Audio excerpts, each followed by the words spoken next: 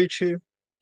Sejam muito bem-vindos aí a mais um evento, mais uma palestra do nosso evento GAP Convida, né? Para quem está vindo pela primeira vez, quero lembrar que nós estamos num ciclo de palestras que é organizado pelo Grupo de Pesquisa em Áreas Protegidas do Instituto Federal Sudeste de Minas Gerais. Eu sou Magela, sou líder desse grupo de pesquisa e professor do Instituto Federal Sudeste de Minas Gerais.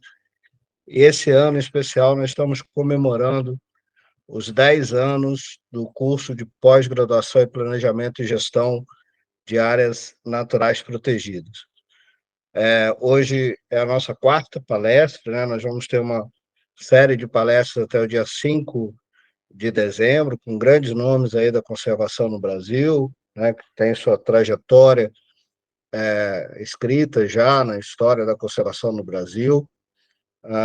E nós vamos, né, para quem ainda não participou de nenhuma delas, né, nós vamos oferecer um certificado de participação para quem registrar a presença em pelo menos 7 das palestras que serão oferecidas aí.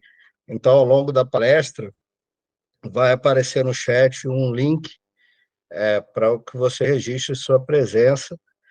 E se você não assistiu às anteriores, né, a primeira foi com o professor Genebaldo Freire Dias, de Brasília, né, ex-professor da Universidade de Brasília, que falou sobre os desafios da percepção ambiental no mundo moderno. Depois nós tivemos o Pedro Deverley, que falou dos desafios, mas também dos avanços da conservação das aves no Brasil. E a última palestra foi com o secretário do Clima de São Paulo, o ambientalista Gilberto Natalini. Foram 3 palestras que antecederam essa de hoje, que estarão disponíveis no YouTube, no site da ONG Grupo Brasil Verde, que apoia o nosso evento. E você também pode assistir essas palestras lá.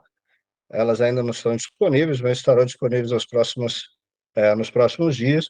E também pode registrar sua presença por, pelo link que vai estar disponível no YouTube. Vocês devem perceber que a sua opção de câmera e microfone está desligado por uma questão de segurança, mas ao final da palestra, né, se alguém quiser fazer alguma pergunta, alguma intervenção, basta levantar a mão e nós, então, habilitamos aí a câmera e o microfone, e você pode participar e interagir conosco e com o nosso palestrante, né? Se eu esqueci de alguma coisa, minha equipe de apoio aqui me ajuda a lembrar. Hoje, não, o Leandro está perguntando aqui, Leandro, não precisa se inscrever, né? Nós criamos um grupo de WhatsApp, que depois eu deixo o link aqui também no chat, e a gente divulga sempre os links nesse grupo de WhatsApp, para que as pessoas possam acompanhar as palestras,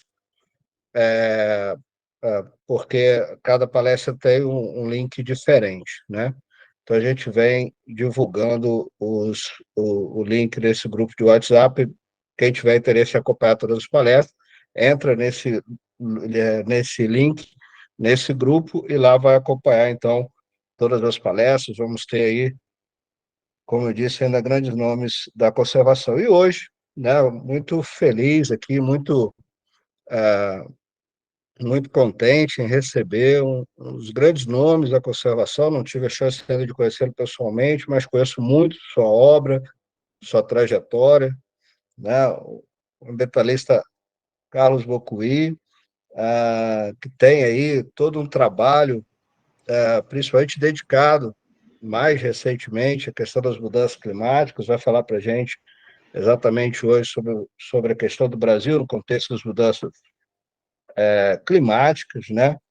Fazendo aqui uma apresentação um pouco mais formal. Ele é mestre em gestão ambiental pela Fundação Getúlio Vargas, especialista em psicanálise pelo Instituto de Psicanálise de São Paulo e extensão pela Economics of Climate Change da Universidade de Oxford, do Reino Unido. É presidente do PROAN, que é o Instituto Brasileiro de Proteção Ambiental e membro do Observatório do Meio Ambiente do Poder Judiciário do Brasil,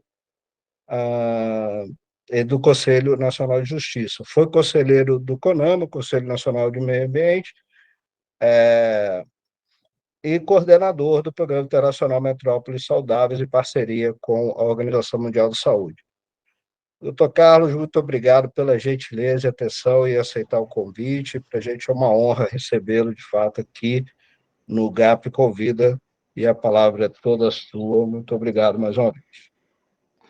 Bom, professor Magela, eu que agradeço, sinto-me honrado, não é, de poder estar aqui hoje para falar sobre adaptação climática, o contexto do Brasil no cenário das mudanças climáticas, e dizendo da importância do trabalho de vocês, né, no sentido da formação de pessoas que deverão cuidar das nossas unidades de conservação, né, que é um trabalho extremamente necessário, que exige uma boa especialização e um olhar contemporâneo também sobre as mudanças climáticas, né, que afetarão todos os compartimentos, né, infelizmente. E eu queria saber se eu poderia, então, dar início à apresentação, e aí eu pediria ao senhor que colocasse já a minha apresentação em PowerPoint, se possível.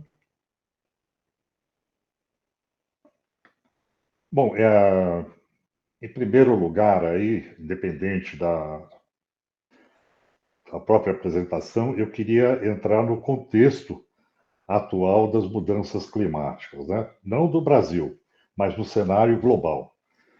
Eu tive a felicidade de participar de várias conferências, cúpulas climáticas das Nações Unidas, duas como membro da delegação brasileira, na COP do Peru e depois na COP de Paris, e eu vivenciei na pele a dificuldade que se tem no sentido de tentar uma articulação política no sentido da construção de um acordo internacional. É uma situação bastante complicada, porque os países vão à mesa com a expectativa muito mais doméstica do que a expectativa de interesse global, né? Cada país está lá levando as suas dificuldades, os seus problemas, e muitas vezes o que se diz não é o que se faz, né? Então, esse jogo geopolítico global, ele hoje se caracteriza por uma circunstância muito específica, que é a intensificação da Guerra Fria, não é? Nós tivemos esse momento em que irrompeu a guerra da Ucrânia, a situação já era tensa, Estados Unidos e China, por conta de uma disputa geopolítica global, de interesse de hegemonia econômica. E a partir do momento que nós tivemos a invasão da Ucrânia, houve um acirramento dessas posições. Isso num mundo que gasta em armamento cerca de 2 a 3 trilhões de dólares por ano, né? Enquanto nós estamos pleiteando nas conferências climáticas 200 bilhões de dólares por ano, para que os países em desenvolvimento possam fazer a sua transição, não é? Entre esses, o Brasil, com as necessidades que tem de proteção da Amazônia, enfim, de toda a perspectiva de que se financie para o Brasil também um modelo de desenvolvimento, não de crescimento, mas de desenvolvimento, que possa livrar o Brasil da perspectiva de uso de combustíveis fósseis, agregando seus esforços ao processo global, e também que o Brasil possa ter um futuro mais seguro na medida em que os impactos das mudanças climáticas não fossem tão acentuados, né? Então, essa perspectiva geopolítica global, ela passa pela necessidade de um estado de paz.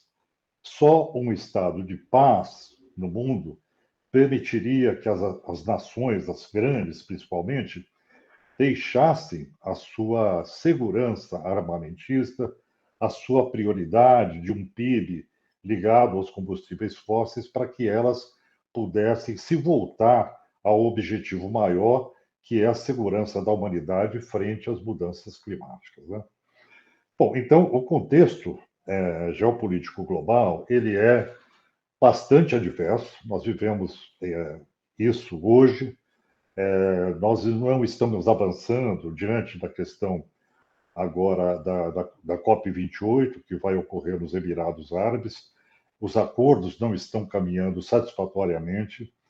E, basicamente, temos uma discussão muito específica sobre banimento ou redução de combustíveis fósseis, né? São dois termos que parecem ser assemelhados, mas eles fazem uma grande diferença no cenário de decisão e no cenário de política pública. E o pior é que a quantidade de lobistas do setor de petróleo dentro das conferências climáticas suplanta as delegações de 10 países em desenvolvimento que estão mais ameaçados aí pelas mudanças climáticas. E quem coordena a COP28, agora nos Emirados Árabes, é um sheik, uma pessoa proeminente nos Emirados Árabes e que é também presidente da segunda maior companhia petrolífera local. Quer dizer, o próprio presidente de uma companhia petrolífera está comandando a conferência, a cúpula climática das Nações Unidas, que ocorrerá em Dubai, né? É claro que não podemos deixar de dizer que um tremendo conflito de interesses está se instalando nesse processo, né? E o que eu quero dizer com esse preâmbulo é que a situação geopolítica global que nós temos que superar para chegar a um estado que nos favoreça para uma transição global distante do petróleo e no sentido de que a gente consiga uma atenuação dos efeitos das mudanças climáticas está cada vez mais difícil, né? Então, por favor, se puder passar ao próximo quadro. Além desse fato, que é a dificuldade geopolítica global, nós ingressamos, a partir do final do século passado, numa fase geológica que é conhecida como antropoceno. Alguns mais radicais preferem utilizar, até de forma mais jocosa, o termo capitaloceno, né?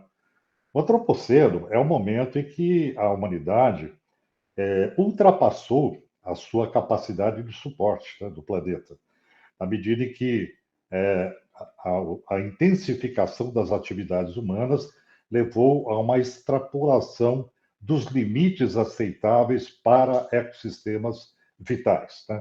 A próxima, por favor. Isso significa que o antropoceno, ele, nesse momento civilizatório, ele exige uma governança ambiental muito específica, com percepção ecossistêmica ampliada sobre sinergias e cumulatividades. Nós estamos muito distantes daquele tempo em que você podia planejar ou podia licenciar empreendimentos com a tranquilidade de que você não teria outros impactos sinérgicos e cumulativos no entorno do processo, né? Então, se o planejamento hoje exige muito mais dos gestores, né? Também o licenciamento ambiental tem a mesma exigência devido a esse momento de saturação planetária, onde sinergias e cumulatividades estão presentes, e para isso você tem que ter um olhar muito acurado, muito específico, né? A próxima, por favor. E o momento da emergência climática, eu acho que eu não preciso falar muito sobre isso, quando a gente lembra agora do caso da Líbia, não é? Do caso do Havaí, do caso da Grécia, da Itália, dos incêndios de Portugal, dos incêndios do Canadá, incêndios da Sibéria, incêndios da Califórnia, o incêndio do Pantanal no Brasil, as queimadas da Amazônia. Quer dizer, nós estamos passando por um processo onde os eventos extremos, inclusive hoje de calor, né, aí no início da reunião, as pessoas começaram a dizer quantos graus elas estavam nas suas diferentes regiões, e aí todo mundo em torno de 30 graus, né, uma situação bastante incomum no início da primavera, né? Então, é claro, nós temos aí El Niño, outros efeitos, mas o fato é que o planeta está aquecendo. E eu gostaria de falar aqui, principalmente para os biólogos, né? Existe uma falsa informação hoje circulando, claro que isso também é plantado, de que o mundo precisa mais de dióxido de carbono e que ele não faria mal, porque as plantas precisam de carbono, etc, etc. Esquecendo-se que o excesso de carbono, ele aquece o planeta, né? Então, nós convivemos constantemente, nesse momento de antropoceno, nesse momento de emergência climática, com a difusão de informações falsas que vão contra aquilo que o IPCC, o painel intergovernamental das mudanças climáticas, estabeleceu como uma espécie de consenso depois de tantos anos de estudo, né? É claro que essas informações elas têm todo o direito de circular, mas o que acaba se percebendo é que existe uma intencionalidade de colocar uma dúvida com relação ao aquecimento global, porque é claro que o aquecimento global leva a sociedade humana a tomar medidas que elas são basicamente contra vários setores, vários interesses econômicos, principalmente o dos combustíveis fósseis, né? Que estão sendo processados hoje na Califórnia. Inclusive saiu um artigo meu hoje no site O Eco do Rio de Janeiro, dizendo, o título é O Estado contra os combustíveis fósseis, né? Demonstrando a demanda judicial da Procuradoria Pública da Califórnia contra as indústrias de combustíveis fósseis, porque elas sonegaram informação e elas deixam de prestar informações, deixaram nos últimos 50 anos, sobre as suas emissões, enganando a sociedade. É isso que diz a promotoria da Califórnia, de São Francisco. E esse processo nos coloca num novo momento onde você tem uma volta do papel do Estado, né, contra aqueles setores que estão provocando uma degradação e que exige da sociedade humana uma capacidade muito maior que ela tem de adaptação, né? Esse momento de luta contra os combustíveis fósseis, de uma transição ecológica, ele nos remete à luta pelo banimento do tabaco ou pela tentativa de colocar a indústria do tabaco na sua responsabilidade com relação aos malefícios que ela colocava, que ela trazia para a saúde humana, né? Então, os promotores da Califórnia, também de Nova York, Rhode Island, Massachusetts, são estados mais progressistas que estão tentando, através das suas promotorias públicas, ações judiciais, para intervir nesse processo, fazendo com que as indústrias de combustíveis fósseis assumam o seu compromisso. E esse assumir o compromisso é principalmente ligado a uma reivindicação, que é o fato de que o mundo subsidia a indústria de fósseis com aproximadamente 7 trilhões de dólares por ano, né? É um absurdo o que recebe de subsídio essa área de combustíveis fósseis, né? Então, esse momento da emergência climática, de luta pela sociedade humana para conseguir dirimir esse conflito imenso de uma troca de matriz energética, né? A tarefa não é nada pequena. Primeiro, e eu vou demonstrar isso na minha apresentação, é você mudar a matriz energética. Segundo, é mudar o sistema econômico, que é o coração do dragão, né? E o terceiro passo é fazer a sustentabilidade dentro desse novo modal que a humanidade necessita, né? A próxima, por favor. Eu queria, para o cenário brasileiro, colocar da importância do planejamento e do licenciamento ambiental. O planejamento ambiental ele está sendo retomado nesse governo atual do presidente Lula por uma questão de compromissos internacionais, de compromissos com bases eleitorais. Então, nós estamos avançando na possibilidade de um modelo bem mais adequado do que o modelo anterior, né? Do que o governo anterior. Porém, ainda o planejamento traz algumas dificuldades e eu coloco o licenciamento como um fator preponderante porque é uma linha de corte onde se faz exercício, controle social, onde a sociedade pode intervir no sentido de direcionar os esforços para que os empreendimentos sejam mais adequados à questão climática, né? Próximo, por favor.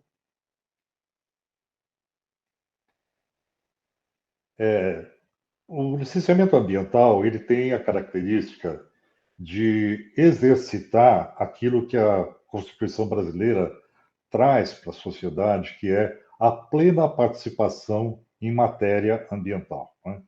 A Constituição Federal de 88, ela acabou abrigando esse princípio da plena participação social e da questão ambiental como dos elementos mais importantes a serem protegidos, né? Então, o licenciamento ambiental é o momento em que a sociedade pode exercer esse direito de fazer a defesa da sua qualidade de vida, da proteção do meio ambiente, porque afinal de contas a sociedade ela é a grande depositária dos impactos ambientais dos empreendimentos, né? Tomando sempre aqui essa perspectiva de que os empreendimentos devem se adequar à realidade de adaptação climática. Próximo, por favor.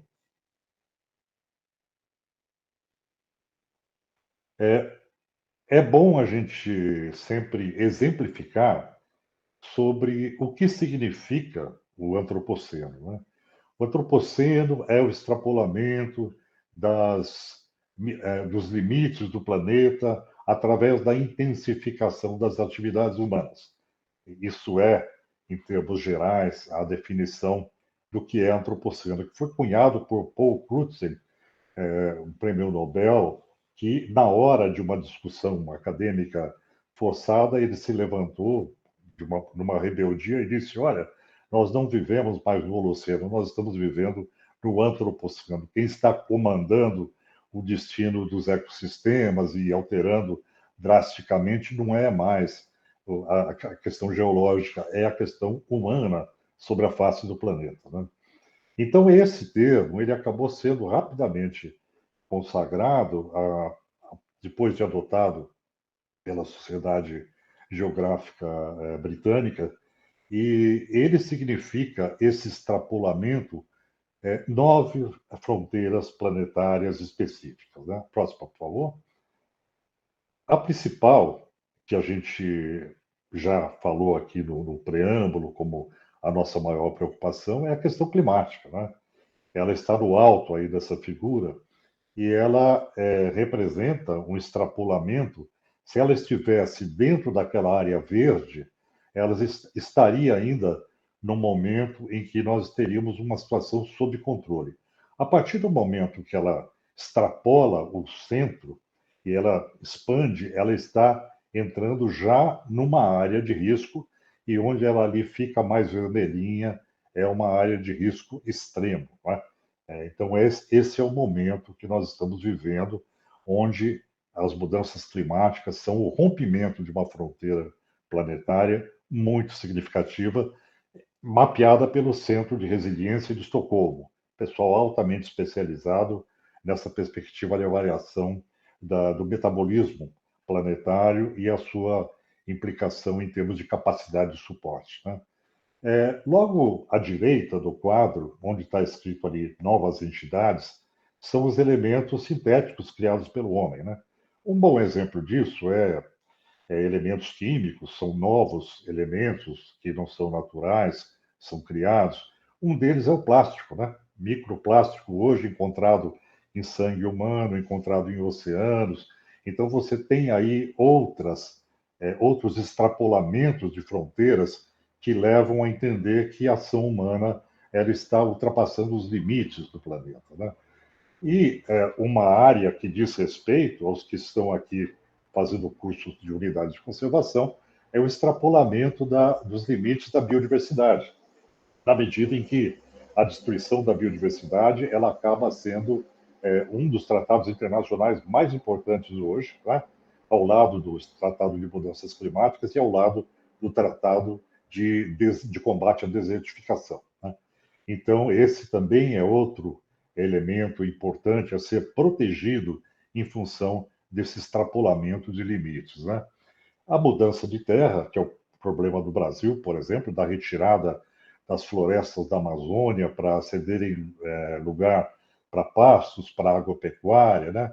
Também a questão da água, né? A água é um elemento importantíssimo para a sobrevivência da humanidade e você tem um extrapolamento, principalmente em função da poluição, em função da desertificação, né? E um setor que hoje está sendo bastante explorado, que é a área verde, né? A água verde, aquela água que está em formato de umidade nas florestas, né? Que também tem uma perda significativa. Por exemplo, quando nós falamos Amazônia, está no processo de desertificação, se transformando em algo parecido como uma savana, né? Aliás, o termo desertificação não se aplica muito bem, o correto é desertização, né? Porque deserto tem um ecossistema dele, né? Desertizar é diferente de desertificar, né? Mudar para um outro processo. E, além disso, você tem os fluxos biológicos, né? A questão de agrotóxicos que são lançados nos oceanos e ameaçando corais, enfim. Então, essas fronteiras planetárias, elas nos demonstram que o antropoceno exige, além da questão das mudanças climáticas, muitas outras ações muito fortes da humanidade para que você obtenha sucesso é, para conseguir um estado de sustentabilidade planetária, né? E é isso, esse é o ponto que o Brasil se insere perfeitamente pela sua riqueza natural, né? Próximo, por favor. Bom, esses erros históricos, né, esses extrapolamentos de capacidade de suporte, eles se somam às dificuldades sociais, né? Os objetivos do desenvolvimento sustentável, eles são muito felizes na medida que as Nações Unidas sinalizam para a sociedade humana quais são os objetivos que ela deve conseguir para a sua capacidade de sustentação, né, para a sustentabilidade. E aí tem esses elementos que foram colocados na minha fala sobre o antropoceno e tem outros elementos sociais. Esse quadro, ele está com círculos que demonstram onde a questão climática atinge diretamente. Por exemplo, a questão da pobreza, a questão do bem-estar, a questão da água, a questão do clima, enfim, aquelas áreas onde as mudanças climáticas elas irão diretamente afetar e retirar a possibilidade de uma adequação humana a um status de modus vivendi civilizatório adequado. Né? Então, essa proposta da ONU é uma proposta com prazo, com meta, e isso é muito bom que quando você tiver uma proposta, você coloque prazo e meta, porque você tem que ter uma perspectiva para colocar as políticas, os planos em ação. Né? Muito difícil pensar que a gente vai atingir isso para 2030. De qualquer forma, o desafio está lançado e ele traz um mapeamento muito preciso no sentido daquilo que é necessário como política pública. Né? Se nós olharmos hoje para o Sistema Nacional do Meio Ambiente, criado a partir de uma lei de 1981 e que foi recepcionada pela Constituição Federal, todos os objetivos da Lei da Política Nacional do Meio Ambiente, elas vão se adequar perfeitamente aos objetivos do desenvolvimento sustentável, que são as diversas agendas socioambientais que nós temos que perseguir. Né? Próximo, por favor. Bom, sobre a questão climática, eu queria só voltar na questão do ano mais quente, né, do agosto mais quente, do julho mais quente. Quer dizer, esse de todos esses efeitos, de todas essas preocupações que nós temos, a maior, não tenha dúvida. Por isso que a minha fala hoje é Brasil no cenário das mudanças climáticas, que é onde eu vou colocar o meu foco a partir de agora. Né? Próximo, por favor. O Brasil tem uma característica que é de uma fragilidade, né? Complexidade ecossistêmica, riqueza, né? Enorme, tropical, equatorial, e essa realidade nos traz também um alto nível de vulnerabilidade biofísica, bioquímica e também da própria população brasileira, que tem essa característica de populações vulneráveis, né? Então, essa realidade brasileira de todos os biomas, né? Amazônia, Cerrado, Pantanal, Mata Atlântica, Pampas, Caatinga, ela é tão diversa, né? Mas é muito rica e isso implica num grau de protetividade de maior eficiência. É muito diferente quando você lida com uma situação aqui e uma situação, por exemplo, no centro-oeste dos Estados Unidos, né? Que os ecossistemas aqui são com muito mais vida, muito mais complexos e muito mais vulneráveis com relação às mudanças climáticas, né? A próxima, por favor. A outra realidade eu tenho que confessar aqui que é a minha especialização, né? Enquanto eu estou falando para especialistas de unidades de conservação, a minha unidade de conservação sempre foi essa, né? Eu sempre me dediquei a compreender a dinâmica das metrópoles. Eu tive a felicidade de conduzir um programa da Organização Mundial da Saúde intitulado Metrópoles Saudáveis, que comparou as cidades do México, Buenos Aires, São Paulo, La Paz, cidades americanas também, na divisa com o México, El Paso, Cidade Juárez. E essa comparação das cidades nos trouxe muitos indicativos de que a dinâmica das cidades, das grandes cidades do mundo, elas são muito parecidas, né? O maior problema que nós enfrentamos nas cidades é a especulação imobiliária, né? A especulação do solo. E isso leva a um modelo de crescimento, não de desenvolvimento, mas de crescimento, que não consegue estabelecer bons planos diretores, né, que seriam planejamento, né, para a gestão dessas regiões. Então, o que acontece com relação às realidades metropolitanas é que, frente às mudanças climáticas, elas também são um enorme desafio. Por exemplo, recentemente, São Paulo aprovou o plano diretor da cidade de São Paulo, que permite uma verticalização praticamente quase sem controle ao longo próximo das estações de metrô, 700 metros de cada estação de metrô. São Paulo tem muitas estações de metrô, tem muitas estações de ônibus, de meios de comunicação, então é muito equivocado essa perspectiva, muito equivocada, de você estabelecer o desenvolvimento de uma cidade a partir do seu sistema de mobilidade, né? Quer dizer, não faz nenhum sentido do ponto de vista de sustentabilidade.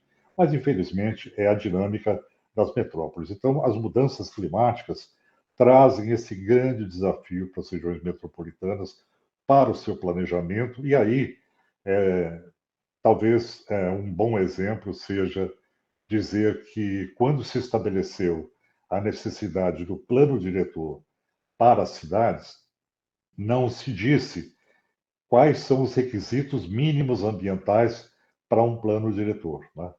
Então, o conteúdo mínimo de um plano diretor na área de proteção ambiental, ele não ficou estabelecido. Esse é um ponto que ainda é uma grande lacuna para a gestão das cidades do Brasil, né? Próximo, por favor. Bom, eu queria entrar agora num elemento que é muito importante, que é a questão da economia, né? Todo o nosso processo, o nosso metabolismo, seja do ponto de vista do fluxo econômico que demanda as políticas públicas, ele advém de um modelo que não é o mais adequado possível, né? É o reino de Midas, né, onde você tem a lucratividade em primeiro lugar. Quando você funda uma empresa, o objetivo prioritário dessa empresa é gerar lucro e se ela for grande, estabelecer os dividendos para os seus acionistas, né? Mesmo que se estabeleça compromissos de ESG, Environmental, Social and Governance, que é o que se faz hoje, dificilmente a transformação ela é maior do que exige a situação hoje em termos de transformação do modelo econômico, né? Então, a velha economia, né, esse modelo mais predatório, que a gente chama de business as usual, dos negócios como sempre foram, ela interfere praticamente em todos os compartimentos ambientais, todas as políticas públicas. Por exemplo, ela provoca desmatamentos, como ocorre hoje na Amazônia, né? Ela provoca a intensificação de emissões de gases de efeito estufa, falta de inovação, mantém velhos sistemas para não investir, com a recusa de investir em novos equipamentos, tem aporte científico prejudicado para a manutenção de sistemas que ainda são, eu diria, anacrônicos, né? Porque são tecnologias já pagas, e a gente vê muito isso na indústria automobilística, a gente vê isso nos agrotóxicos, a gente vê isso no petróleo, né? Há uma falta de governança e falta de participação social. Constantemente, eu me degradei nos espaços públicos em que eu estive representando movimentos da sociedade civil em defesa de direitos difusos com o setor econômico, principalmente com setores industriais e ruralistas, né? Esse foi um marco, né, nessa história, e ainda hoje o setor ruralista praticamente controla um dos três poderes da República, que é o Congresso Nacional, né? Bom, esse fluxo financeiro ele determina a direção da economia e determina os rumos do desenvolvimento. Próximo, por favor. Para o Brasil fazer esse salto, né, ele tem que ter novas prerrogativas de investimento. Um exemplo de que o próprio governo atual ele não avançou bastante nesse sentido é que do total de 1,4 trilhão do PAC, do Programa de Aceleração do Crescimento, e aqui eu tenho uma dúvida se a gente deveria chamar de PAC ou de PAD, né? Programa de Aceleração do Desenvolvimento, né? Seria muito mais adequado para alguma coisa voltada à questão ambiental. E aí nós temos um investimento de 61% do total dedicado à transição e segurança energética para combustíveis fósseis até 2026. Né? Quer dizer, na verdade, as coisas praticamente não mudaram. Você tem um valor muito menor voltado a energias limpas, né? E também tem pouco, muito pouco dedicado à prevenção de desastres. E eu vou depois colocar um pouquinho isso aqui mais especificamente, 10,5 bilhões para a prevenção de desastres, né? Para se ter uma ideia, a catástrofe que aconteceu agora, lá no Rio Grande do Sul, devido a um ciclone extratropical, morreram dezenas de pessoas, houve uma perda muito grande de bens materiais, mas morreram 30 mil animais, entre cabeças de gado, suínos. Então, o dimensionamento da perda do patrimônio da população em acidentes é uma coisa, acidentes extremos, né? Alguma coisa, às vezes, fora de cálculo, a gente nem consegue estimar. Por exemplo, o que aconteceu no litoral norte do estado de São Paulo, o que aconteceu na área serrana do Rio de Janeiro, o que acontece frequentemente em Recife, né, na Bahia, o que acontece na zona norte de São Paulo, dos deslizamentos do ano retrasado, o que acontece de incêndios, né, na região do Pantanal, que em 2020 consumiu 30% da região do Pantanal. A próxima, por favor. Então, esse fluxo econômico, né, ele é ainda muito pequeno para fazer essa transição para a sustentabilidade. Então, eu gostaria de demonstrar nesse gráfico essa dinâmica, como é que essa influência do setor econômico se dá para levar o governo a tomar as decisões que é bom para o setor econômico. Principalmente porque a articulação entre governo e setor econômico, do business as usual, da velha economia, ela é quase que imediata, porque o setor econômico busca o lucro. e o governo busca o PIB, o Produto Interno Bruto, que é a medida do seu sucesso, né? Então, essa articulação leva a um orçamento estatal que propulsiona mais para o crescimento do que para o desenvolvimento, né? Isso motiva políticas públicas, iniciativa privada, tecnologia às vezes inadequada, e isso provoca um fluxo do capital financeiro, né, que é perfeitamente visível, e isso se dirige mais para a insustentabilidade do que para a sustentabilidade. Um estudo feito mapeando os investimentos, o fluxo econômico que sai do Banco Mundial demonstrou que 60% dos investimentos do Banco Mundial são destinados a processos insustentáveis do ponto de vista daquilo que a gente coloca hoje como limites planetários e emergência climática, né? Então, esse é um sistema de decisão que acaba sendo colocado do ponto de vista discricionário, quer dizer, o governo tem o poder de fazê-lo, porque foi eleito pelo voto, e que ele acaba atendendo às tendências e à influência econômica. Eu nem estou falando em corrupção. Corrupção é um tema muito amplo, porque você pode dizer que uma atitude, uma decisão tomada pelo governo que não tenha justificativa técnica é um tipo de corrupção. Isso tem sido uma tese adotada, né, em várias circunstâncias, mas é a própria dinâmica que se estabelece hoje, ela tem esse retrato, esse DNA da insustentabilidade, porque ela é baseada num modelo anacrônico, né? A próxima, por favor. E aí nós temos a importância da participação social.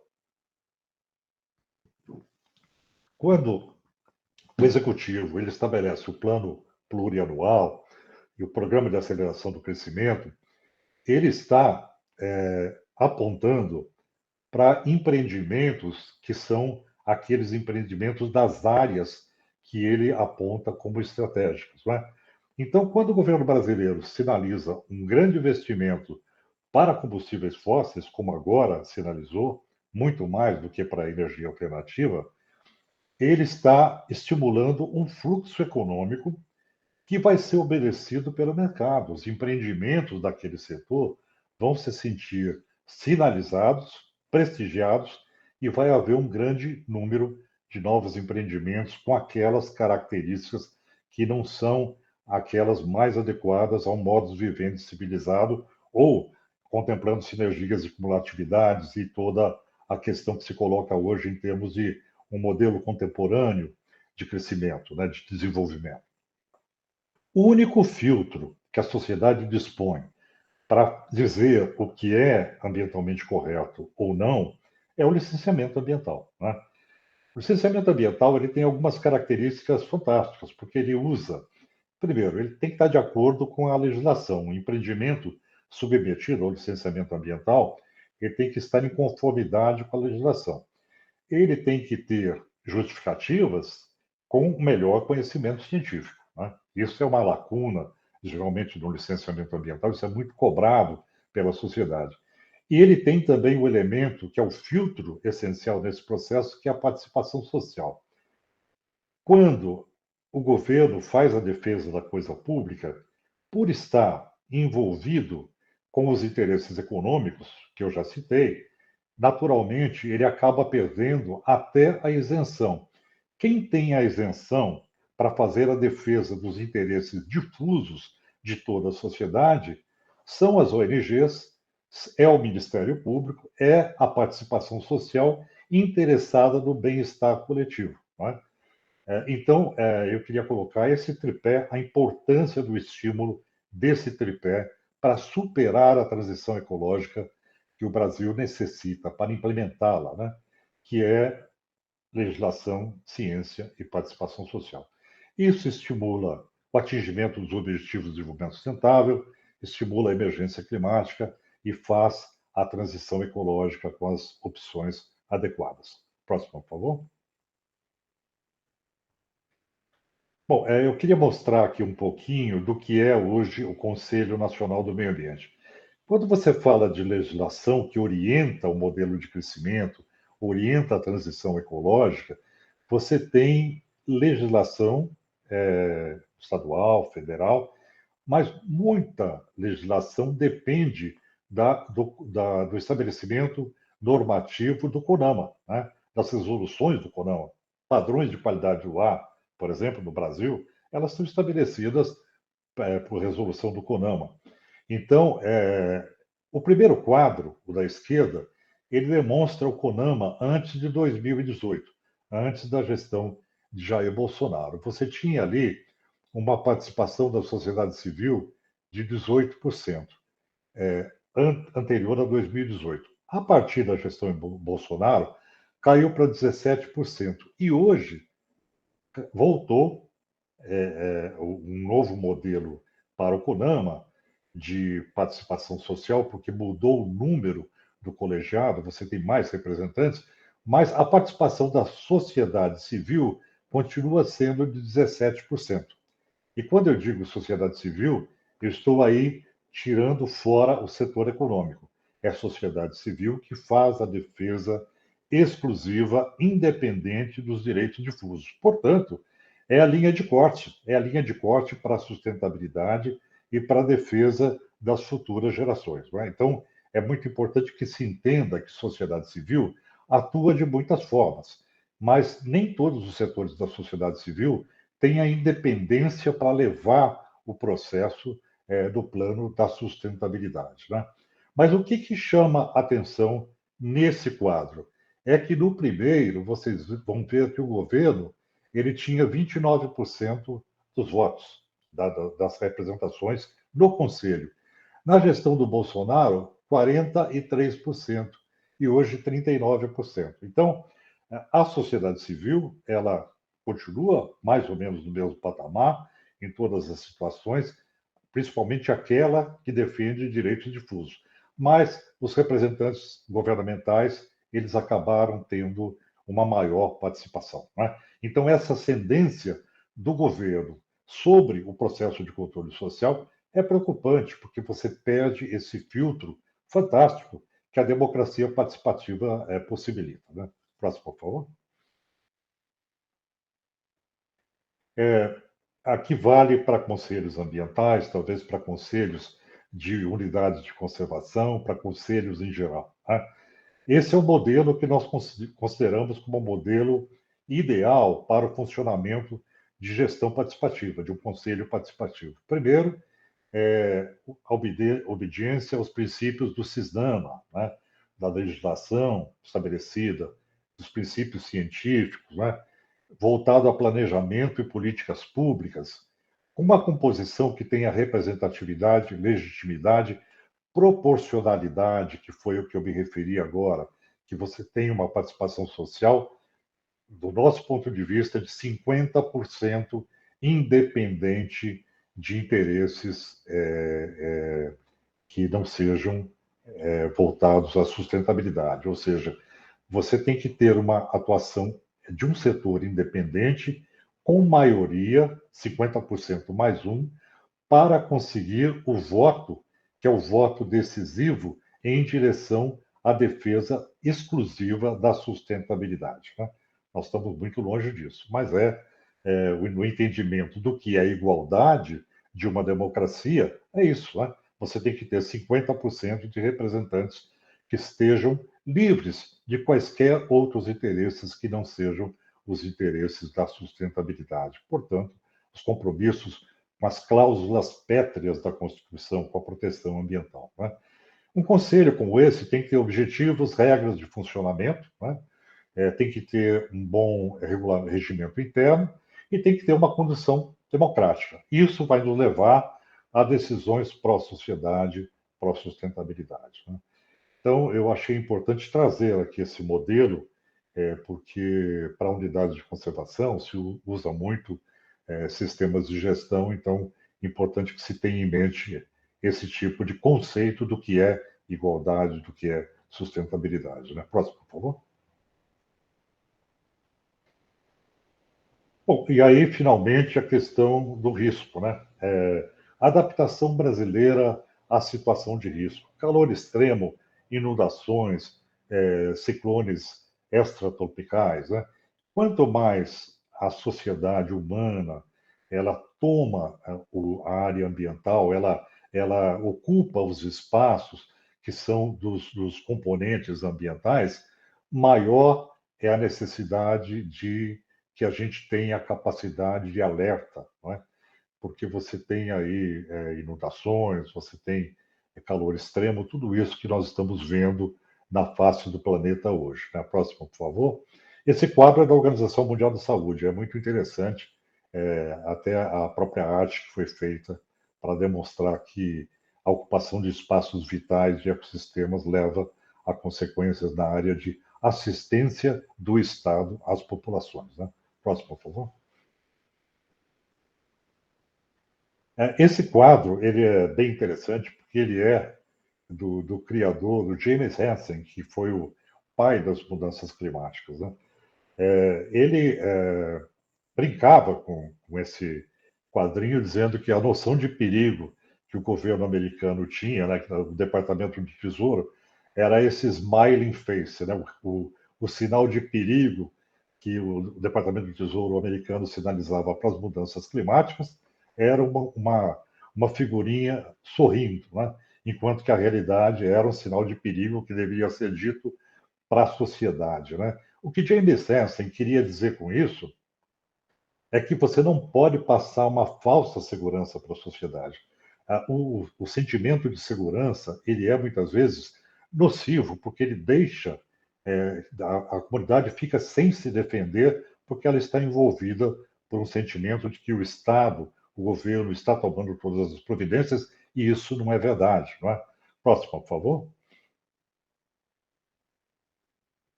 Então, aqui eu faço um pequeno destaque do Brasil no cenário das mudanças climáticas, com a necessidade de mapeamento das áreas de risco. E aqui eu queria colocar um novo paradigma. Tudo que foi construído na nossa sociedade foi construído de acordo com uma série histórica de pluviometria que não funciona mais. Né? As coisas mudaram. A intempestividade climática hoje nos levou a uma situação de incerteza radical. Você não consegue dimensionar o risco envolvido numa encosta, num projeto habitacional em declividade, para uma estrada, né? Então, o que acaba acontecendo é que deve haver uma reavaliação da segurança, né, para que a gente tenha certeza sobre os riscos envolvidos. Né? Então, essa avaliação de risco de construções anteriores, as cartas geotécnicas são uma base científica muito boa, isso já IPT e outros agentes têm trabalhado essa expectativa, o Brasil está bastante mapeado, as metrópoles têm que estimular essa adaptação, né? Ali vive metade da população, é um bom lugar para se começar as regiões metropolitanas. Aliás, é o fraco da minha formação, como eu já coloquei para vocês. Né? Tem que haver um aprimoramento da comunicação e o sistema de alerta-resposta, o que as Nações Unidas chamam de alerta precoce. Né? Por exemplo, o que aconteceu na Líbia, né? À medida em que o furacão Daniel se aproximou, 72 horas antes foi dado o alerta para a população daquelas cidades. É claro que você tinha duas barragens que estavam com rachaduras, em situação de risco, não suportaram 250 milímetros de precipitação, vieram abaixo, a água levou o vale e levou as populações com provavelmente mais de 10 mil mortos. Né? Quer dizer, é uma situação terrível. Mas a mesma coisa aconteceu no Rio Grande do Sul. 72 horas antes, o sistema meteorológico já havia afirmado que o que iria ocorrer estava acima do que já havia ocorrido antes. Quer dizer, você tinha um alerta. Então, estabelecer esse processo de comunicação entre o alerta e a resposta da sociedade é a grande questão. E aí você tem processo de comunicação, organização, rota de fuga, saber para onde vai, trabalhar com a expectativa de organização das comunidades de risco, porque em muitas situações você tem recursos aportados para resolver problemas de áreas de risco e eles são encaminhados para outro setor, até para a festa de São João, até para Réveillon. Né? Então, é importante que as comunidades beneficiadas por esses elementos, elas estejam acompanhando o processo para fazer a cobrança. Isso fortalece o controle social e fortalece o caminho para as políticas públicas. Né? Próximo, por favor. Bom, eu já estou aqui encerrando, professor. Eu acho que já completei meu tempo aqui, mas só para falar um pouquinho sobre o licenciamento, que é tão importante para o Brasil. Né? Próximo, por favor. O PL 2159 de 2021, ele pretende uma série de facilidades para o licenciamento ambiental. Então, ele faz autolicenciamento, ele prevê licença de operação corretiva, não é? Ou seja, traz algumas figuras que liberam o licenciamento ambiental da participação social, que é uma desonestidade, né? No modelo de gestão participativa, você tirar do licenciamento ambiental a participação é um ataque à própria democracia participativa brasileira. Né? Próximo, por favor. E esse projeto que está no Senado para ser votado, ele também dispensa avaliação de baixo impacto, retira a transparência, ele dispensa licenciamento para agronegócio e pecuária extensiva, ele exclui o parecer vinculante de atores especializados e estratégicos, como, por exemplo, Instituto Chico Mendes, ICMBio, o Instituto UIFAM, né, e outras instituições. É a mesma coisa de você ter uma situação de impacto intenso às bordas de uma unidade de conservação e o gestor da unidade não poder se manifestar sobre os impactos que a unidade de conservação pode receber em função daquele empreendimento. Quer dizer, é uma desonestidade intelectual, né? Uma facilitação. Próximo, por favor. Também nós temos aqui o limite para o prazo de concessão de licença em 10 meses. Né? A gente sabe que uma avaliação de impacto ambiental de uma complexidade média, ela leva mais que 10 meses. Né? Não tem como você fugir dessa realidade. Então, esse projeto ele acabou sendo um projeto Frankenstein. Ele recebeu uma porção do que a gente chama de jabutis, né? Quer dizer, não tem nada a ver com o projeto, mas foram incorporados para promover uma facilitação. Né?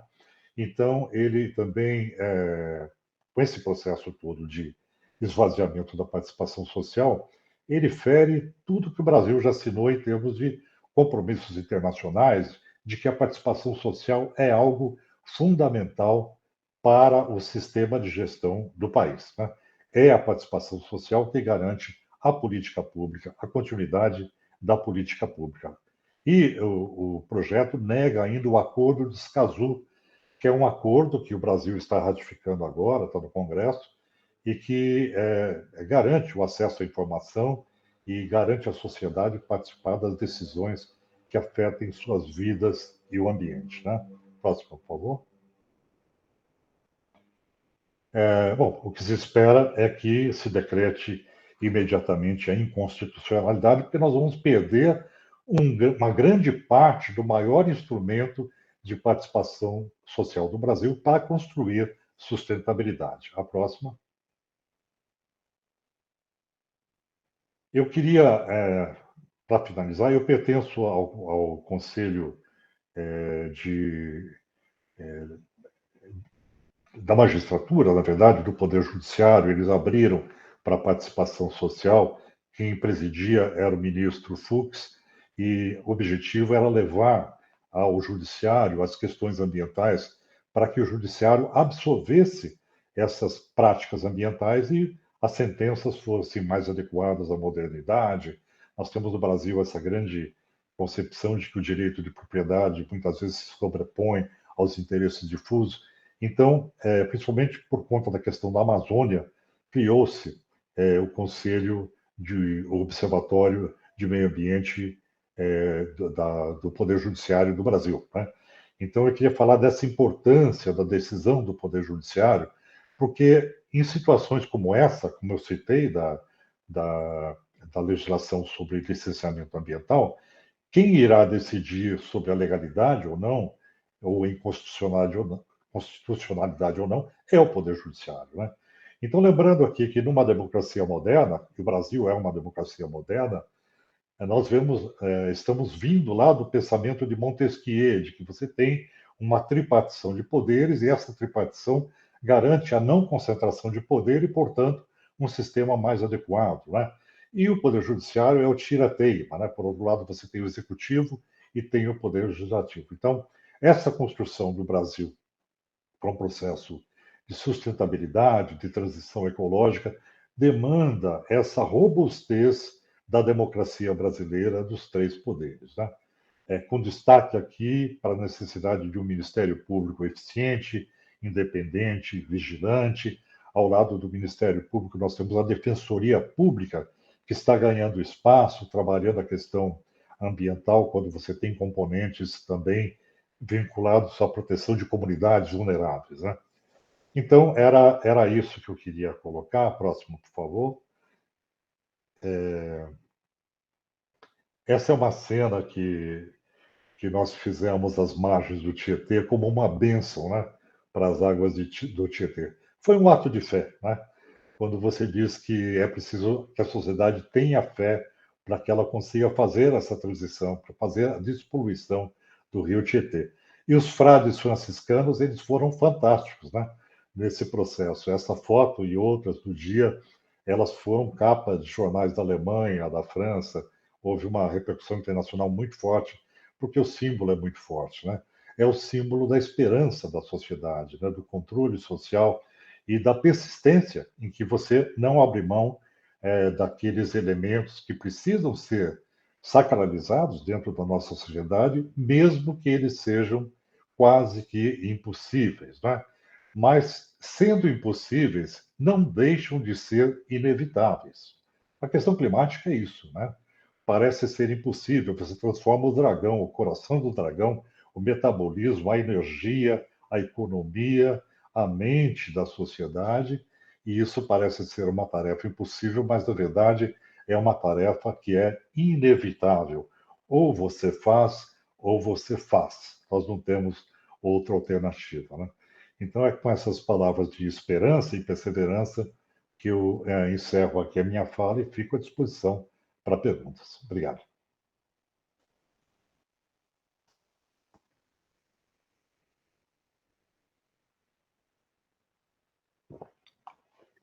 Muito obrigado, Bucuí. Vou retornar aqui. Acho que eu já encerrei. Ah, beleza. Bom, galera aplaudindo aqui. A gente não pode aplaudir pessoalmente, mas agora o Meet tem essa opção da gente representar aqui. Pessoal, se alguém tiver perguntas, eu vou começar aqui com algumas, ou pelo menos com uma. Na verdade, você já tocou no assunto que eu acho que é extremamente importante.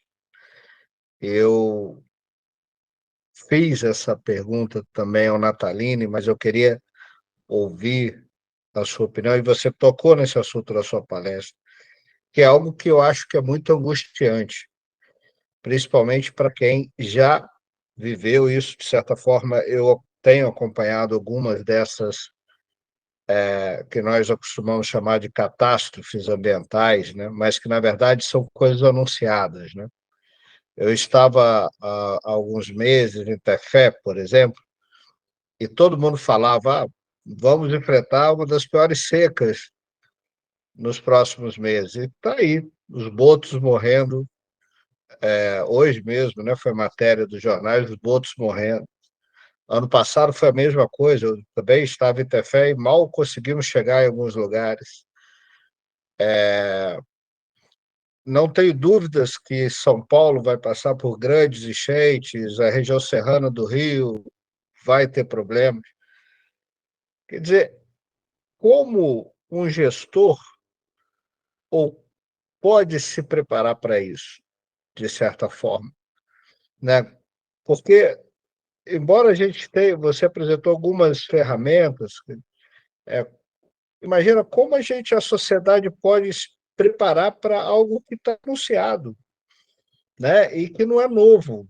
Há quantos e quantos anos a gente vem falando sobre isso e as cidades não se prepararam, a sociedade ignorou, de certa forma, essa questão, e agora a gente tem esse desafio de pensar que pessoas vão morrer, né? E muitas pessoas vão morrer. E os prejuízos econômicos vão estar aí. E aí depois eu engato outra pergunta por conta disso. Mas a primeira questão é essa: como você prepara isso, né? E nós, ambientalistas, com esse sentimento de saber que pessoas vão morrer e a gente, né? O que que a gente pode fazer para minimizar esse custo, não só econômico, mas de vidas que nós temos pela frente, que nos espera pela frente?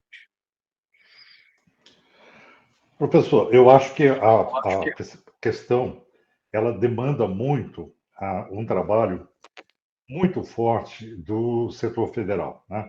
O setor federal ele tem que estimular muito fortemente os estados e os municípios a se prepararem.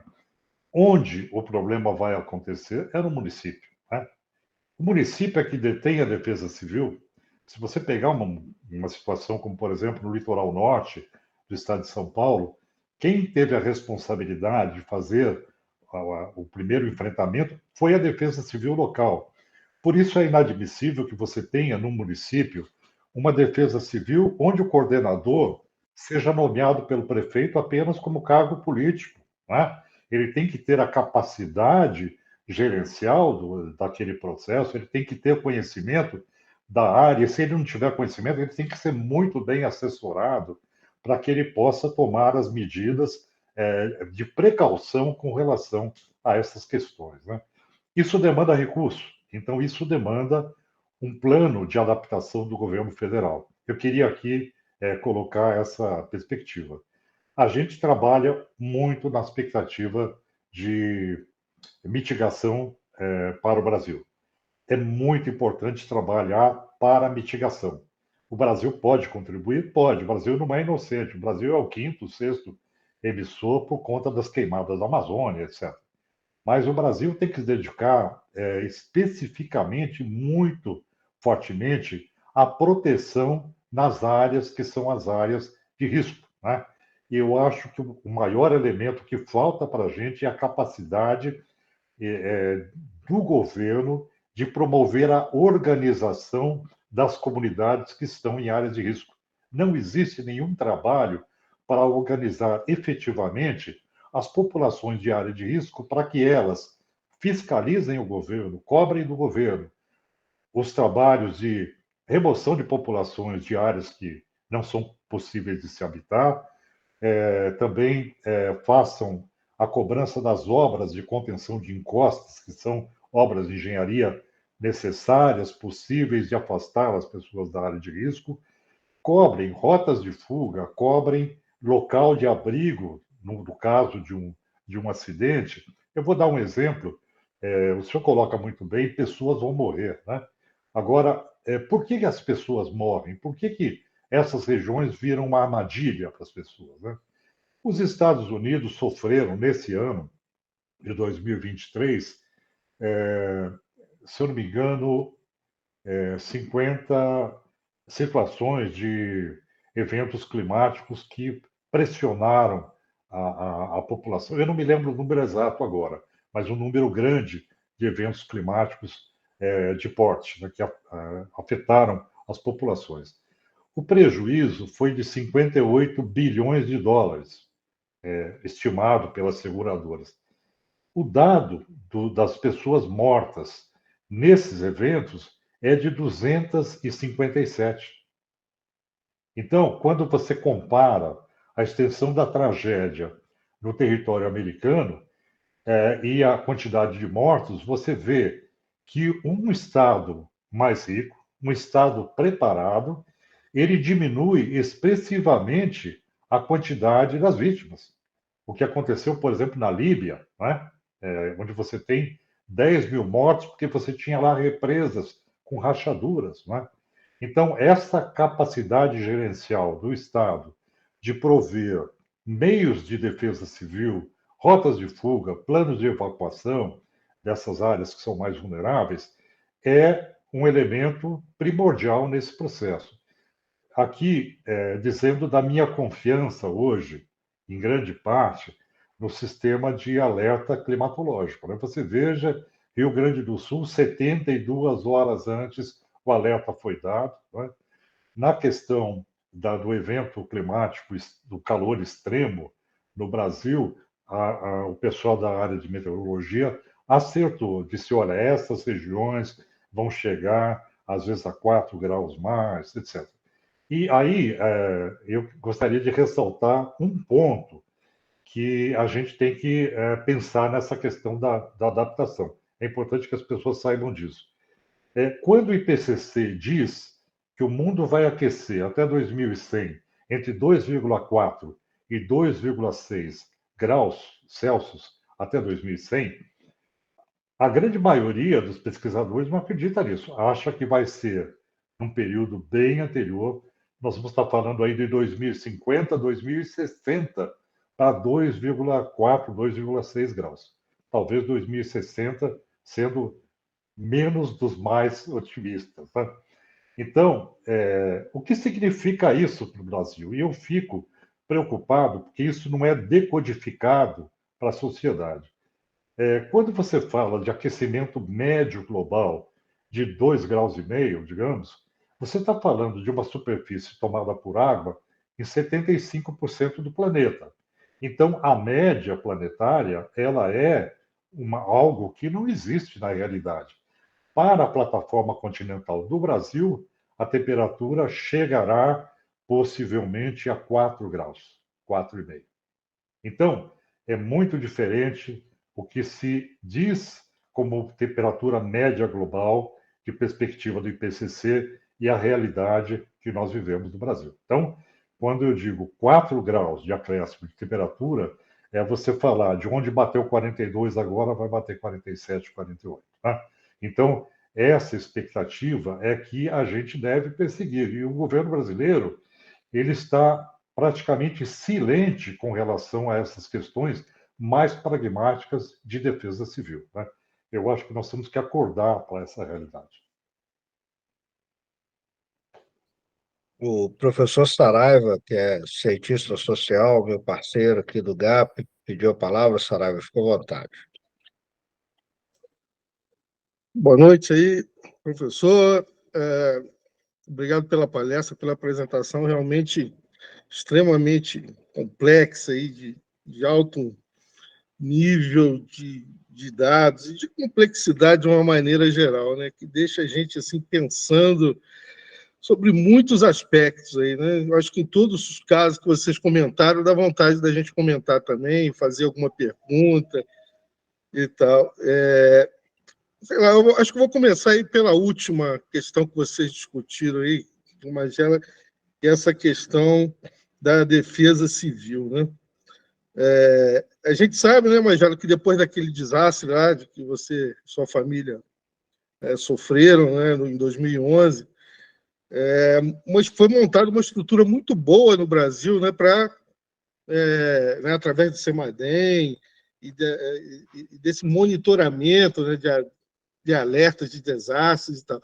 Mas essa grande estrutura e eficiente estrutura, acho que a nível federal, ela não chegou a nível assim estadual e municipal, né? Realmente, igual o professor falou aí, a gente vê o caso dos Estados Unidos, né? Lá na Flórida, no último furacão, 3 milhões de pessoas saíram de casa, né, antes da chegada do furacão. Então, assim, lá ele já tem isso, né, entranhado, já faz parte da cultura local, né? E nós estamos muito longe disso, né?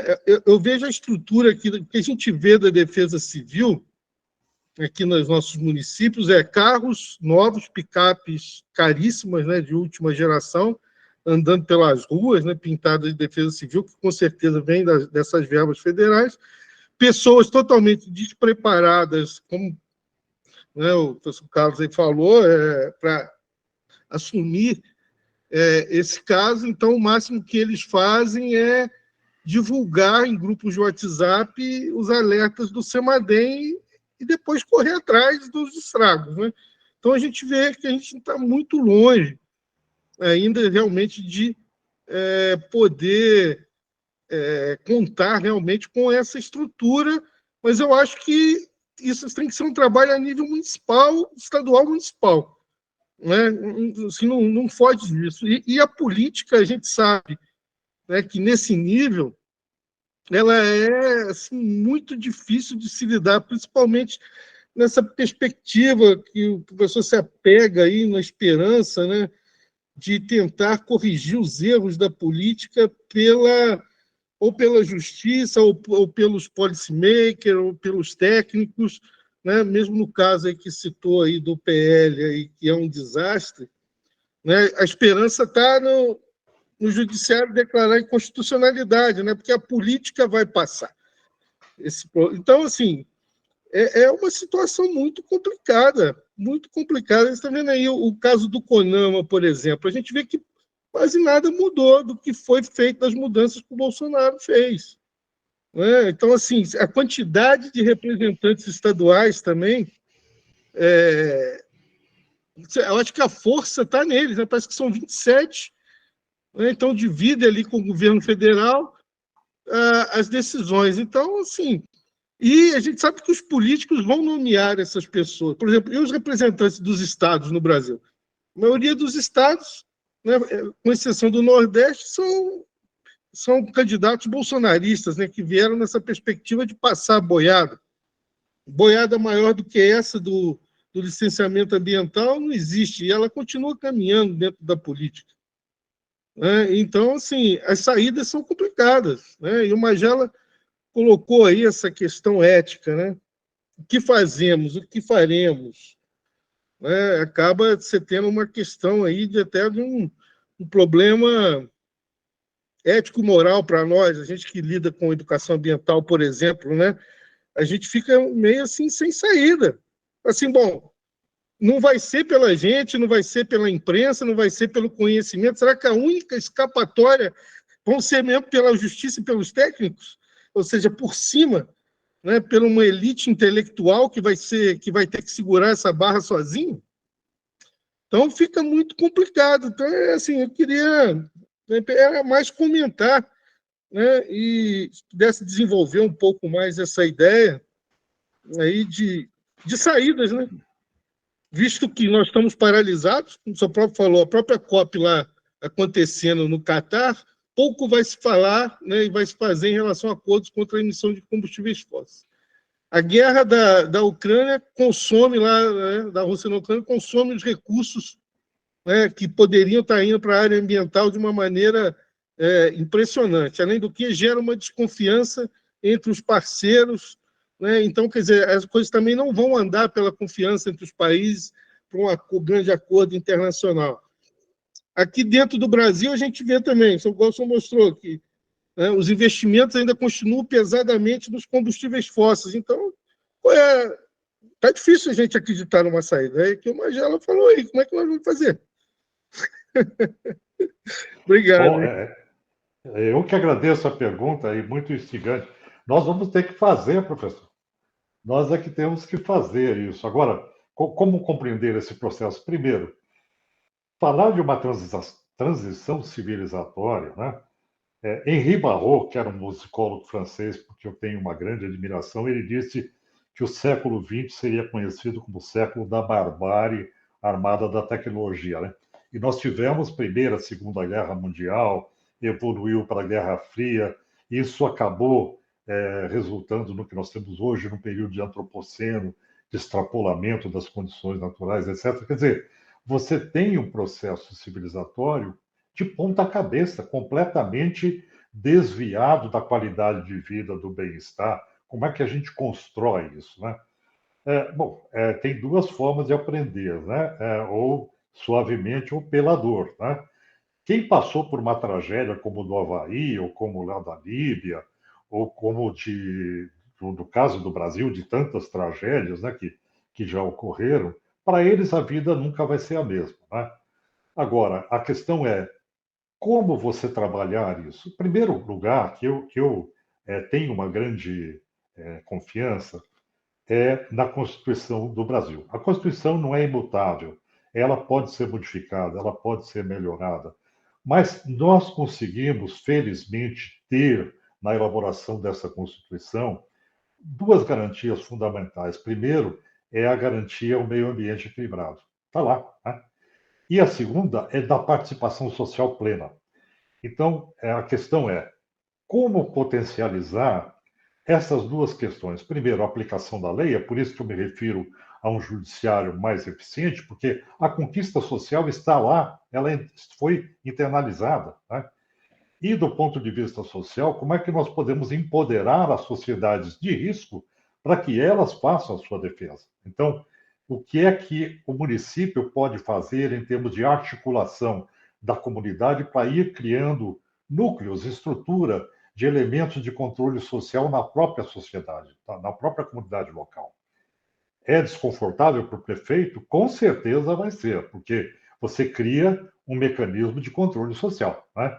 Então, isso deve ser uma proposta que deve vir do governo federal, em conjunto com os estaduais e com verba, com recurso, para que você promova essa articulação, se não, até por força de lei, sendo obrigatória esta organização das comunidades em núcleos que lhes permitam efetivar controle social, né?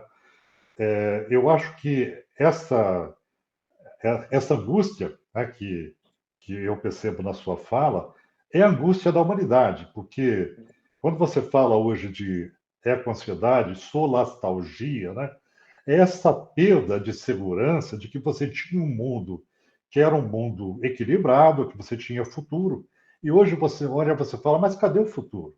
Não é? O futuro é isso, 4 graus de temperatura a mais, né? Ocorrências de eventos extremos de desconforto, de mortes, é esse o futuro? A questão é, nós podemos pensar que a gente vai resolver esse problema? Não. Mas nós podemos diminuir as mortes. A questão é que a sociedade humana ela pode atenuar o processo, né? Então eu tenho me debatido justamente nesse aspecto de que a ação da nossa sociedade ela vai determinar, como eu me referi no caso dos Estados Unidos, você tem sem números de problemas de eventos extremos, como o senhor mesmo citou, do Katrina, né, de New Orleans, você evacua toda a região e morre muito menos gente. Então essa capacidade preventiva, né, de você enfrentar a questão climática, é o que realmente importa. Como é que nós vamos construir isso? Infelizmente, nós não estamos ainda, de fato, trabalhando isso de forma transversal, como se prometeu para a Política Nacional do Meio Ambiente pelo atual Ministério do Meio Ambiente. Quer dizer, isso teria que ser muito mais potencializado para que a gente pudesse chegar num caminho que a gente dissesse, olha, não, realmente esse é o caminho, tem recurso, tem verba, tem programa, e a gente vai conseguir um resultado. E aí eu chamo a atenção para a lei das mudanças climáticas. Nós temos no Estado de São Paulo a lei estadual, nós temos a lei nacional também, mas ela não está sendo cumprida.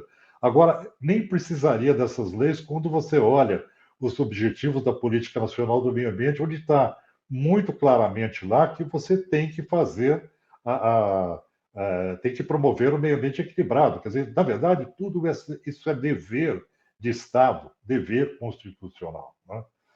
Então, professor, eu não tenho uma resposta satisfatória ou feliz para a sua pergunta. Eu sinto a mesma eco-ansiedade que o senhor sente. E nós estamos certos de senti-la, né?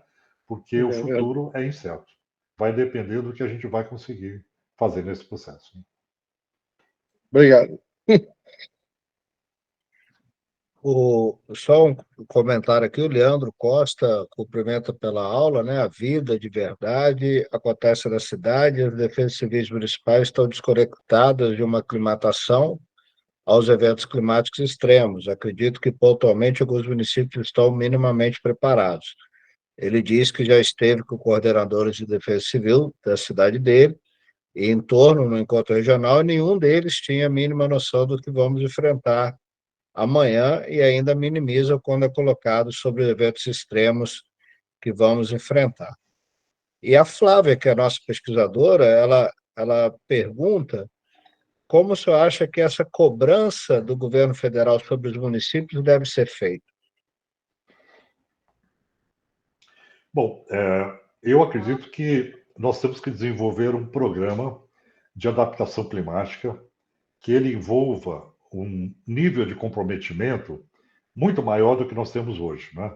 A forma como você vai elaborar isso, na verdade, não ocorreu, porque a questão ficou um pouco solta para a questão municipal, né? Para a iniciativa municipal.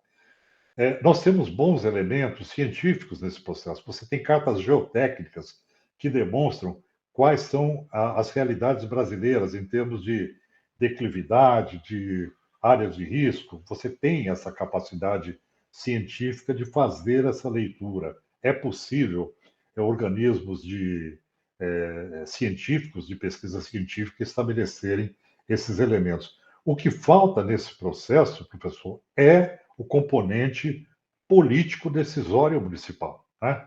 E aí, as associações, por exemplo, que agregam municípios, como a Associação Nacional dos Municípios de Meio Ambiente, né?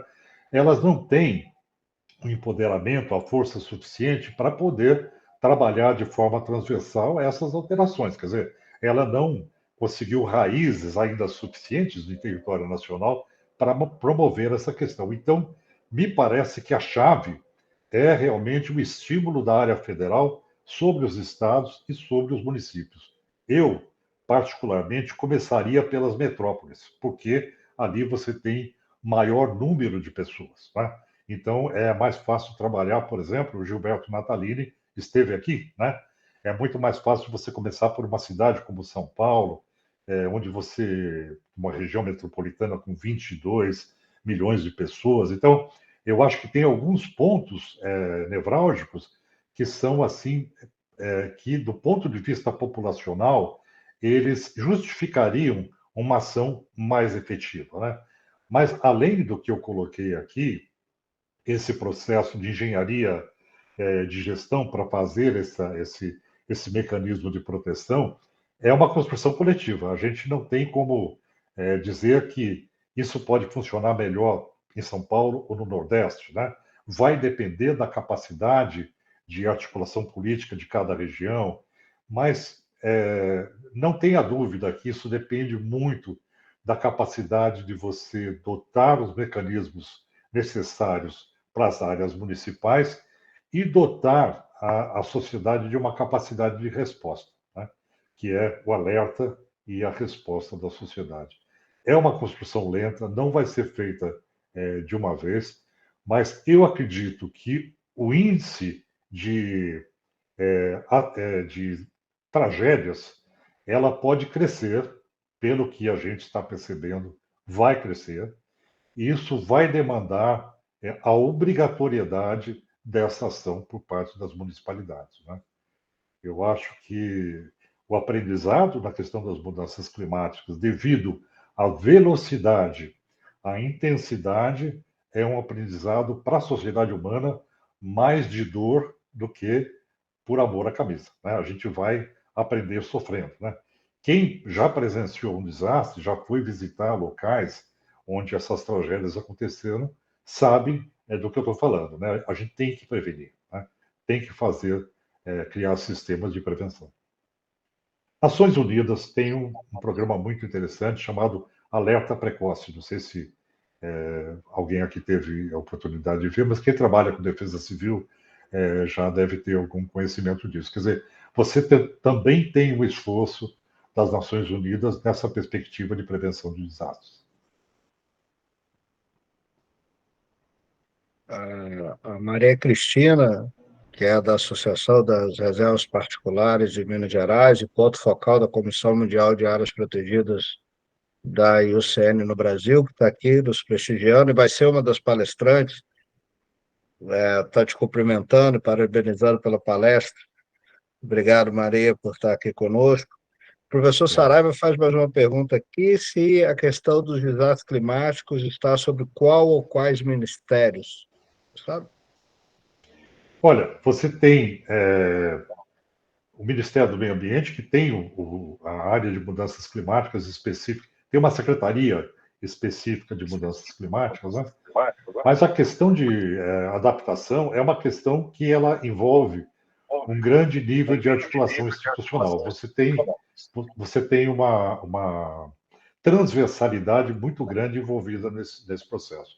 E, além disso, você tem uma situação de competências que são concorrentes. Você tem competência da área federal, competência das áreas estaduais e competências também municipais, né? Agora, o Ministério de Ciência e Tecnologia tem a questão da informação, né, da geração de informação, e da questão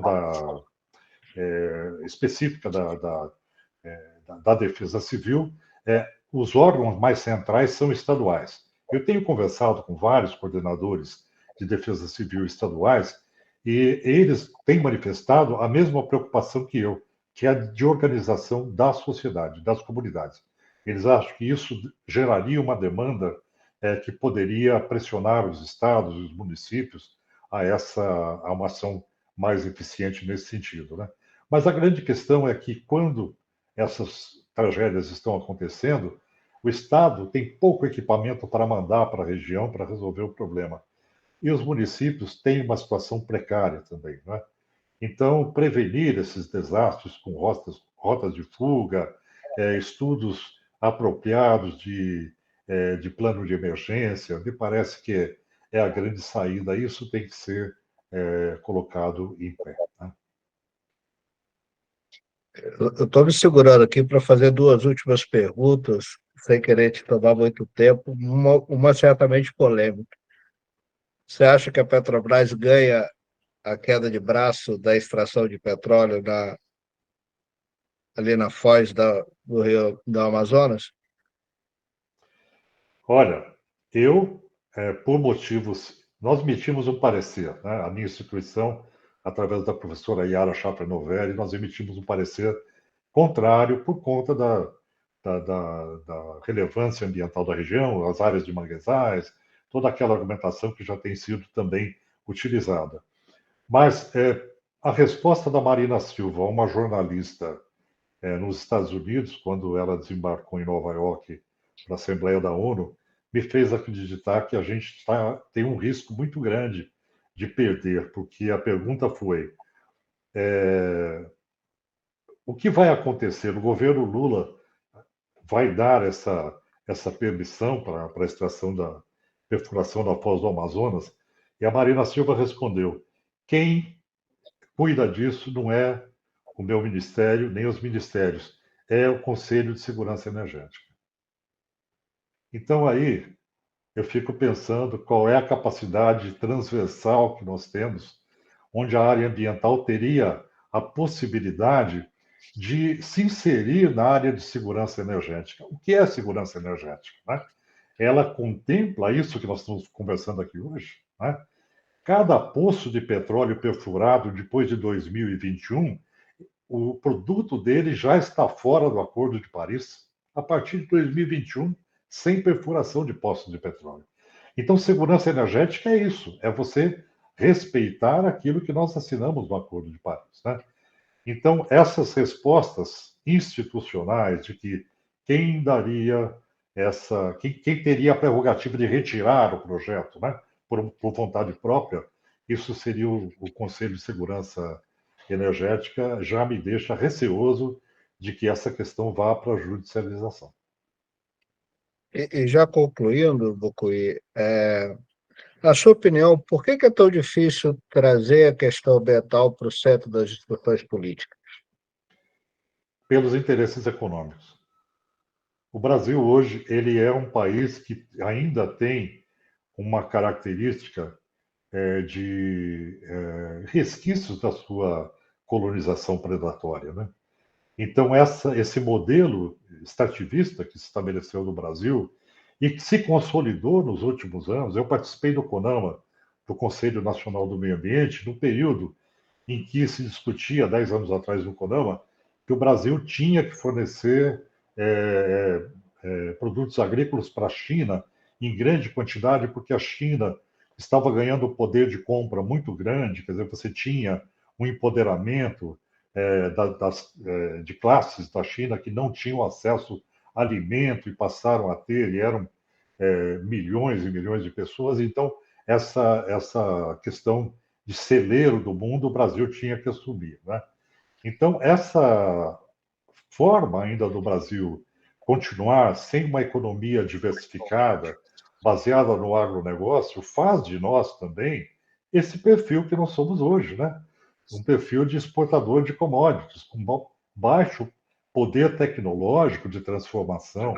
Então, o que nós precisamos do Brasil é essa transformação, né, tecnológica, para que o Brasil seja um país que trabalhe de forma, eu diria, na sua economia, de forma bastante diversificada, para que ele não tenha dependência de um determinado setor que tem em sua gênese a exploração às custas dos compartimentos ambientais, que é a nossa realidade hoje, do desmatamento ilegal, do desmatamento da Amazônia, né? Então, essa mudança permitiria, por exemplo, que o Congresso Nacional não fosse tomado, financiado por interesses do agronegócio. 60% hoje do Congresso Nacional é tomado por interesses antiambientais. E o que são esses interesses antiambientais? É o que a gente diz, são os bolsonaristas? Não. São interesses ligados ao agronegócio que se qualificam politicamente de uma forma ou de outra, né? Então, essa falta de oxigenação da economia brasileira leva a um estado de arte que não favorece a questão ambiental. Então, respondendo a sua pergunta, eu acho que o modelo econômico que é praticado no Brasil, ele não permite que a questão ambiental vá para o centro da discussão. Bom, quero te agradecer muito a gentileza, a atenção conosco, essa capacidade de trazer com tanta clareza esse tema tão, ao mesmo tempo, tão debatido, mas que a gente precisa amadurecer tanto e aprender e nos preparar para os desafios que nós temos no futuro. Fique à vontade para alguma última consideração. Muito obrigado, professor Magela. Eu agradeço muito o convite, a oportunidade de poder conversar com vocês. Eu pude, sabendo que são gestores, pessoas ligadas à gestão de unidades de conservação, eu pude fazer uma exposição mais, eu diria, mais abrangente, né, no sentido de não ter muitas preocupações do ponto de vista pedagógico, de comunicação. Isso me facilitou muito colocar as minhas ideias também. E dizer que esse é um processo de construção, né? Ontem nós nos reunimos com representantes da Defensoria Pública, do Ministério Público Federal, do Ministério Público do Trabalho, para discutir por que o Brasil não está banindo os agrotóxicos já banidos na Europa, né? Por que motivo isso não aconteceu? Então é isso, nós temos muita lição a fazer com com uma linha de corte científica, não é? Então são atrasos, né? O Brasil está num processo ainda de um atraso bastante grande em termos de quando a gente se compara com, eu não gosto de fazer essa comparação com a Europa, parece uma visão mais colonialista, mas lá você tem um índice de exigência do consumidor maior, né? Esse índice de exigência da sociedade leva a essa transformação. E é isso, nós temos que ter consciência que nós estamos nesse processo evolutivo para essa transformação e que pode chegar a um bom resultado no futuro, a depender da nossa capacidade de realizar essa transição, né? Então, muito obrigado e fico feliz por ter, quem sabe, semeado um pouco de dúvida, de incerteza e de eco-ansiedade também, porque é preciso que a gente tenha mesmo. Muito obrigado, espero ter a honra de algum dia encontrá-lo pessoalmente. Será um prazer, Pessoal, professor. aproveito para já convidá-los para a próxima terça-feira. Vamos receber o professor Alex Baggio, da Universidade Federal de Lavras, que vai falar sobre atropelamento de animais, ciência e inovação tecnológica salvando vidas nas estradas. É um grande problema que nós temos hoje, né? Perda de biodiversidade. Mais de 1 milhão de animais são mortos, atropelados por dia no Brasil. Esses dados serão apresentados pelo professor Alex Baggio, que inaugurou essas estatísticas no Brasil e vem liderando esse trabalho aqui no país. Gente, boa noite, uma boa semana a todos. Muito obrigado por mais essa noite maravilhosa. Até mais, gente. Um abraço. Logo, obrigado. Até mais. Obrigado.